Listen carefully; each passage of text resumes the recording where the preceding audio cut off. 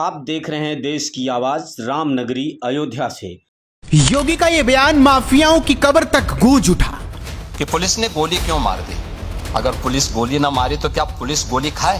योगी बोले 9 साल में लोग भूल गए दंगा कैसा होता है, मुझे कराने पड़ते हैं रिहर्सल। क्योंकि 9 साल में लोग भूल गए हैं दंगा कैसे होता था, कभी कभी रिहर्सल करवाने पड़ते हैं। योगी बोले जिस भाषा में समझेंगे उस भाषा में उन्हें समझाऊंगा, कांप उठे माफिया। अगर उस अपराधी को गोली चलाने की स्वतंत्रता है तो पुलिस के पास भी हमने इसलिए पिस्तौल दी है कि वह भी उसके सामने उसका मुकाबला करे। 2012 से लेकर के 2017 के बीच में 900 से अधिक दंगे हुए थे। अनुमान कर लीजिए, कोई सिटी ऐसी नहीं थी जहां कर्फ्यू का दौर उस सिटी के अंदर न गुजरी हो। कोई उद्यमी, कोई चिकित्सक, कोई व्यापारी ऐसा नहीं रहा होगा जिसने गुंडा टैक्स न दिया हो। इस दौर में अराजकता चरम पर थी। यहां का युवा पलायन करता था, सरकार के पास कोई पॉलिसी नहीं थी। परिणाम क्या था? जब सुरक्षा नहीं होगी, जो पहले से उद्यम थे वह भी यहां से प्लान कर रहे थे, जैसे तैसे वे भागने के लिए मजबूर थे। यहां पे सब जुनेजा जी अपनी बात को कह रहे थे, ये उनकी अपनी पीड़ा थी, जहां उनका बचपन बीता। उस धरती को छोड़ना उनके लिए अत्यंत कठिन रहा होगा, लेकिन उनकी मजबूरी थी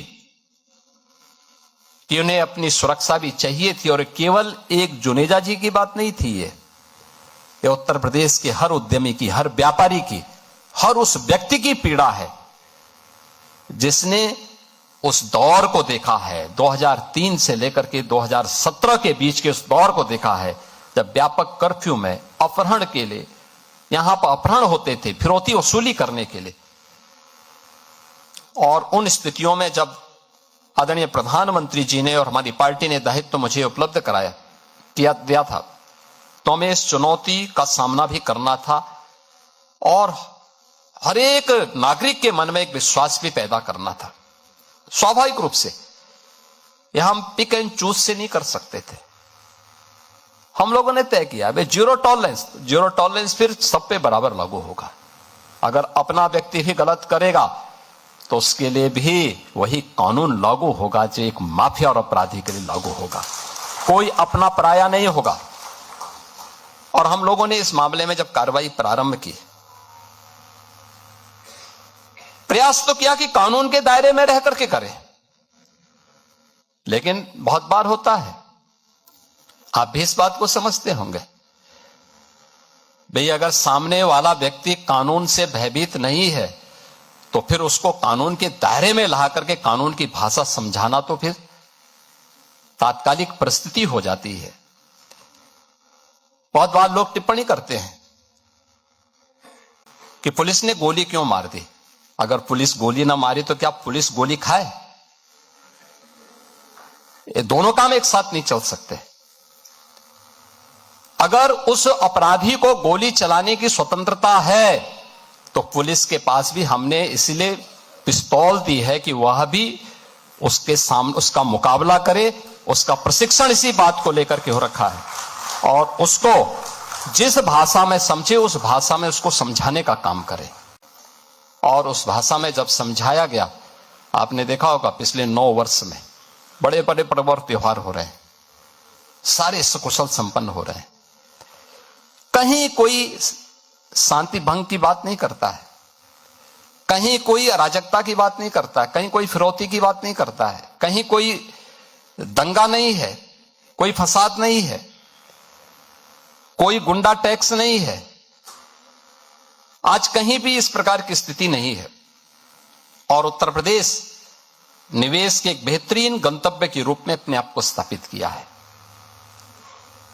मुझे याद है जब मुझे पहला इन्वेस्टर समिट करना था, तब हमारे औद्योगिक विकास के मंत्री आए थे। उन्होंने कहा था कि हम एक यहां पे अपना इन्वेस्टर समिट करना चाहते हैं। तो मैंने उनसे पूछा कितने का आप निवेश करना चाहते हैं।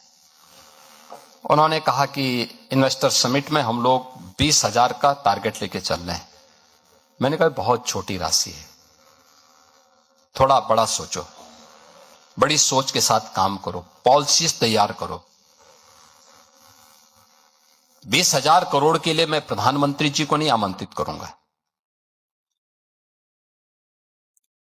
तो उन्होंने कहा अरे कौन आएगा यूपी में। हमने कहा लाना तो है, उस प्रकार की परिस्थिति पैदा करनी है। और आज जब हम यहां पे इस फार्मा कॉन्क्लेव के अवसर पर हैं, मैं आपको कह सकता हूं कि यूपी को अब तक 2017 से अब तक 50 लाख करोड़ रुपए के निवेश के प्रस्ताव प्राप्त हुए हैं, जिनमें से हम लोगों ने 20 लाख करोड़ रुपए के निवेश के प्रस्तावों को अलग अलग समय में यूपी के अंदर ग्राउंड ब्रेकिंग किया है। इनमें ज्यादातर प्रोडक्शन शुरू हो गया है। आज आप देखते होंगे अनएम्प्लॉयमेंट रेट में यूपी देश के अंदर न्यूनतम स्थिति में है, बहुत कम है। हमारे यहां 2.30% है। इतने बड़े राज्य में 25 करोड़ की आबादी में, उस 25 करोड़ की आबादी में वो कोई उस देश की नहीं जहां की आबादी बूढ़ी हो रही हो, ये उस देश की है जहां पे 56 से 60% आबादी अपने आप में स्किल वर्क फोर्स हो, जवान है, काम कर सकती, काम कर रही है, कामकाजी है। और उस राज्य के अंदर उस बड़ी आबादी के लिए, उस प्रकार की स्थिति के लिए हम लोगों ने अपने कार्य को, इसके लिए हमें रिफॉर्म करने पड़े, हमें उस प्रकार की सुविधाएं देनी पड़ी, हमें उस प्रकार के अलग अलग सेक्टर में उस प्रकार के परिवर्तन करने पड़े। और आज मैं कह सकता हूं कि हमारे पास लैंड बैंक भी है। वो दौर गया जब उत्तर प्रदेश के अंदर लोगों के मन में अविश्वास था, असुरक्षा थी, क्योंकि अराजकता थी। आज ये दूर की कौड़ी हो चुकी है। और मुझे इसके लिए अपने लोगों को सिखाने के लिए कभी कभी रिहर्सल करवाने पड़ते हैं कि भाई कैसे अगर कभी दंगा होगा, क्योंकि 9 साल में लोग भूल गए हैं दंगा कैसे होता था, तो मुझे रिहर्सल करवाने पड़ते हैं कि भाई देखो दंगा हो गया कैसे लड़ेंगे। और मैं जानता हूं बहुत बार के लोग करेंगे नहीं, तो मुझे स्वयं जाके खड़ा होना पड़ता है कि देखो मेरे सामने प्रदर्शन करो चलो। तो वह स्थिति है। अब हम लोग यूपी को हर एक निवेशक के लिए ट्रस्ट के रूप में, ट्रांसफॉर्मेशन के रूप में और टाइमली डिलीवरी के रूप में उत्तर प्रदेश आपके सामने आज यहां पे एक नई पहचान के साथ आ चुका है। और हमारा संकल्प है कि आदरणीय प्रधानमंत्री जी के विकसित भारत की संकल्पना को आगे बढ़ाने के लिए